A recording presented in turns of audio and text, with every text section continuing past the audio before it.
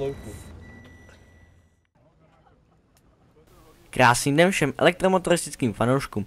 Vítejte u reportáže ze třetího závodu plzeňského zimního poháru v offroad trialu. Nízké teploty neodradily a startovní pole čítalo úctyhodných 16 posádek vedou kategorii. Přijeli se k nám podívat i jezdci z jižních Čech a právě sledujeme jednoho z nich, Martin Pešl. S Piškotem vzal krásný výsledek, ale k tomu se ještě vrátíme. Drahoslav Kouba a je zajímavostí, že právě tato X6 se původně účastnila Moravského poháru, kde se také narodila. Jedno z nejhezčích dink v Plzni však na trati trpělo, zejména na malé nájezdové úhly a přejezdové, a tak neustále někde viselo. Do závodu se přihlásil i slavný Baxon právě s tímto Fordem, ale bohužel svou nedbalostí nedal poslední sekci, neboť nevyměnil baterku a tam došlo asi 2 branky před cílem. Kuba Milota se musel znova seznamovat s novým speciálem, který mu táta postavil, a dnes to byla příčka bramborová. No jeď, tebe já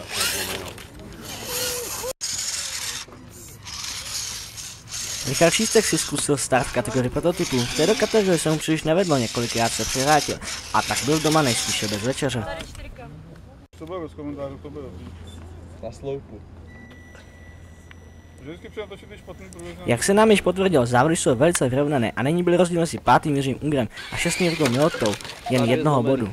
A 8. Marek Matas za Jiřím Ungrem zaostal jen o 12 bodů.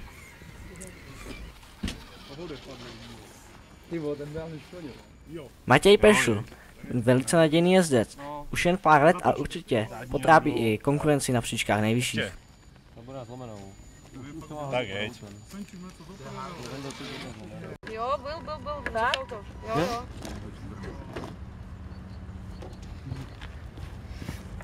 Tu porazím. To je zlomený.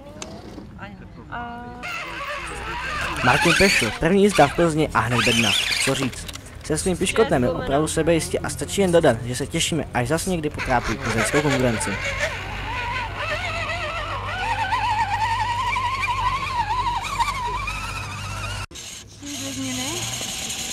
Jiří Unger, krásné druhé místo. Na trati však bylo vidět, že se s Plzeň ještě seznamuje a ještě se s ní pořádně nezžil.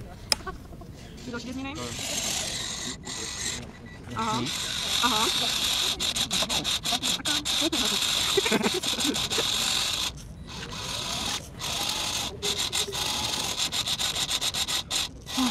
To vypadá moc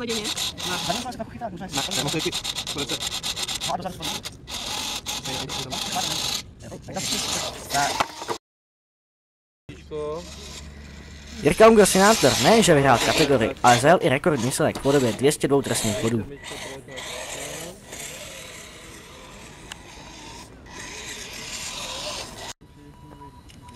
Nyní přecházíme ke královské kategorii. Výsledky jak přes kopírák. Dá se říct, že první trojka jezdí stabilní výsledky.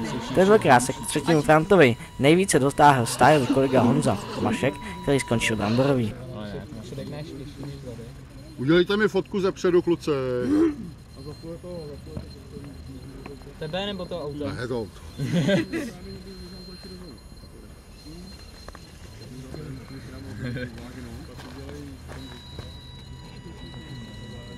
To je škoda, to nebude vidět, jak se kutálí. Zlomený a ještě furt neprojetý.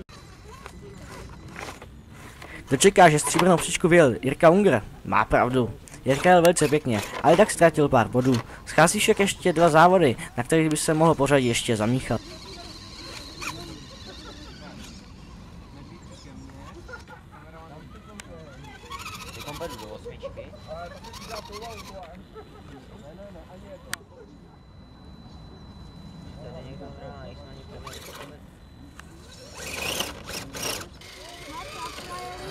A vítězem se stává vůz Hornet. Na první sekci měl Richard menší technické problémy, ale poté vůz opravil a na zbývajících 2 sekcí ztráty zvládl stáhnout. Náročnej.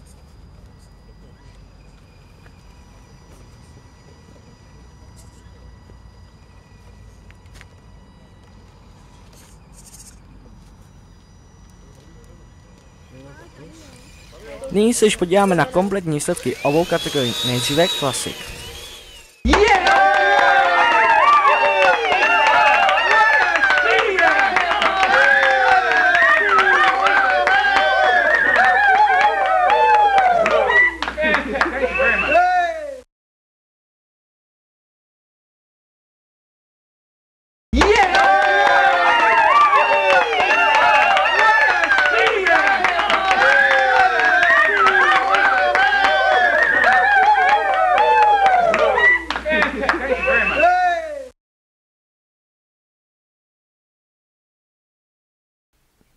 RC Offroad Klub Plzeň se s vámi loučí a určitě na viděnou na dalším závodu, který se povede 1.2.2014. Rock Radio, www.rockovýradio.cz Rock Radio, nejlepší rockový stránky má. Rock Radio. Rock je slušná muzika.